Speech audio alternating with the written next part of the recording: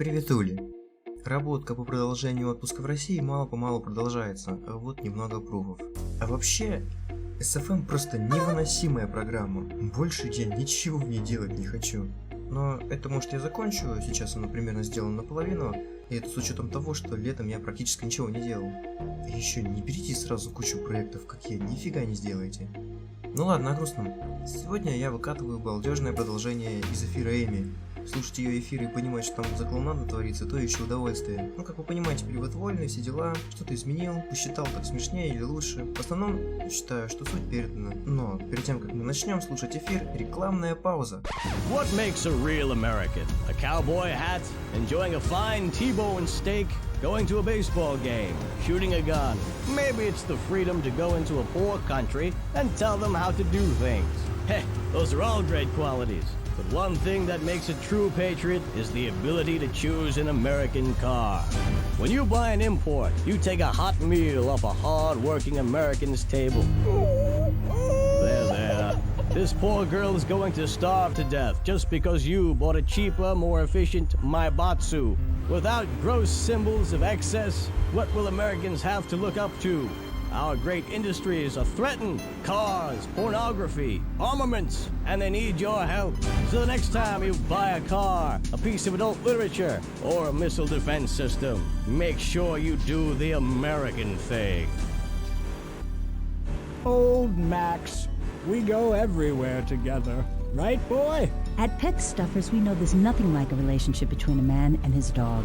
Sometimes you just can't let go. Max, you didn't eat your food. That's the second week in a row. Max? When the unspeakable happens, just put your four-legged friend in the refrigerator or freezer. Then call Pet Stuffers. We'll be there within a week to pick him up, and in less than a month he'll be back as good as new. Through an ancient Egyptian miracle process called taxidermy, you and your best friend will always be together. Yeah, that's a good dog. Pet Stuffers, when you just can't let go. And coming soon, grandparents forever.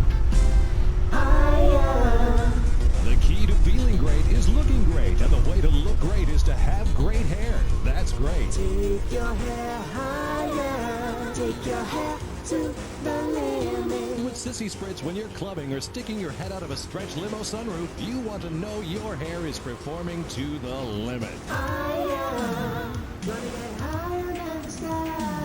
With Sissy Spritz, it's hair for the future, not the past. When you have great hair, people know you're a winner. Gonna fly on my own hair tonight. Sissy Spritz may cause dry mouth, dilated pupils, paranoia, heart palpitations, and nosebleeds, but your hair will be great. Higher. This is K-Chat. Welcome back to the show. I'm Amy Shekенhausen, and next up, we're going to be interviewing someone with a lot to say for herself. A woman who pretended to be a man and then wrote a book about it. I haven't read it, but I'm going to pretend I did. She's professor of anthro-sociology and women's studies at the University of Vice City, and her name is Mihaiela Karapadis.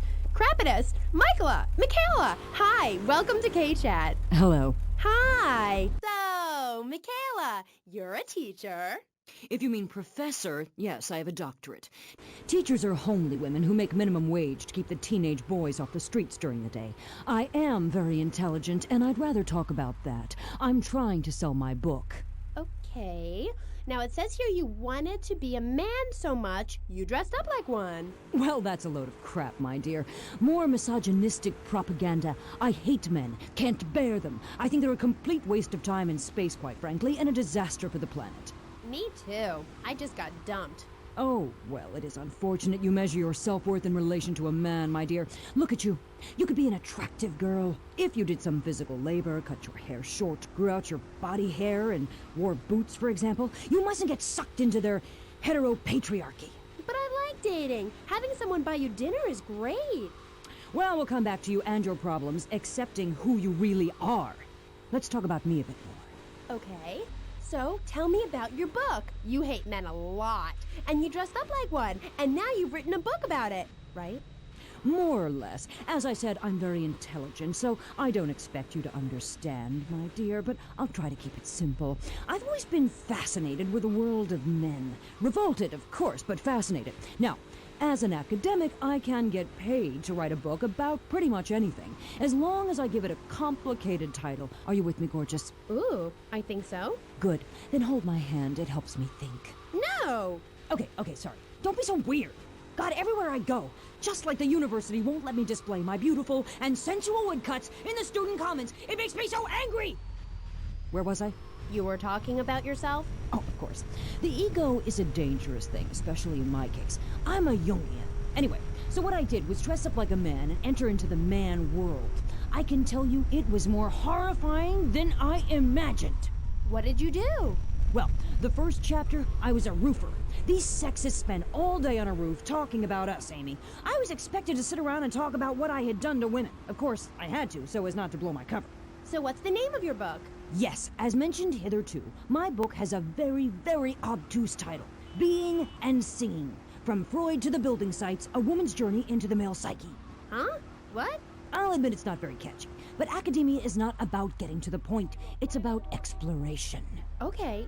Wow, I'm learning a lot today. Yeah, so I entered the world of men, in disguise, of course. I was dressed like a man. Okay. And you haven't changed back? What? What did you say? You're still dressed like a man. No, I'm not. These are my normal clothes. Amy, for God's sake, don't fall prey to the patriarchy's evil fashion schemes! Oh, sorry. Anyway, I learned a lot when I was a man. Did you know, for example, that during my time as a steel worker in Pittsburgh, I learned that men sometimes speak crudely about women when they are out of earshot? I was horrified. Or that men regard some women, like you, Amy, as mere sex toys, things for their amusement. Unbelievable! Or that men actually find sports interesting. It's appalling. And they run the world, my pretty. Oh yes, they run the world. They do? Yeah. Look at Reagan. Look at Thatcher. Look at Gorbachev. While we stay home and bake cookies. Well, screw that, sweetheart. Yes, I agree. Good. Don't bake a cookie. Smash him in the face with a baking tray instead. He's a brainless dolt. He's a man. Did you know men enjoy looking at pictures of naked women?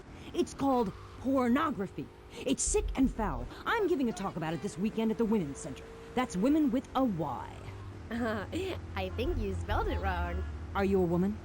3 of the 5 letters that make up your description are M-A-N. You're too dependent on men, Amy. That's why I don't call myself a woman, Amy.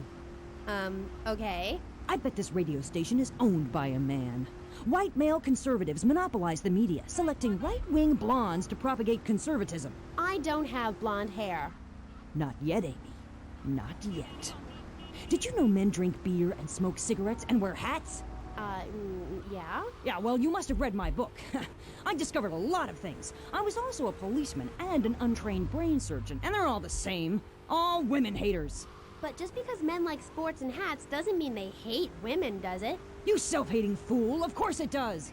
The media, meaning you, falsely portrays feminists as bra burners, outdated, combat boot-wearing bad mothers. Why don't you take your top off right now, Amy, huh? Tell them you won't be censored anymore. No, I'm getting a little freaked out here.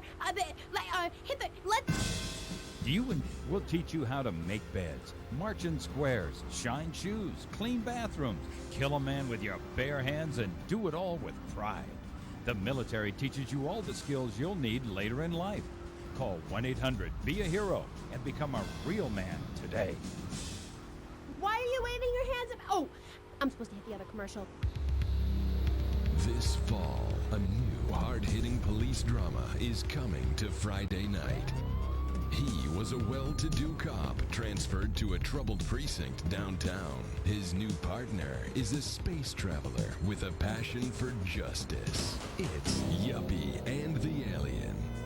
Look, you might vaporize dissidents in Alpha Centauri, but in this precinct, we do it by the book. I'm so terribly sorry, Captain. Googa, I'm sorry. Don't miss this one-of-a-kind police drama. They're fighting crime the hard way, in designer clothes, with $250,000 sports car and a UFO. Partner, let's go cruise in the car and look moody. One tough downtown precinct, 2 outsiders doing things their way. Yuppie and the Alien on VBC.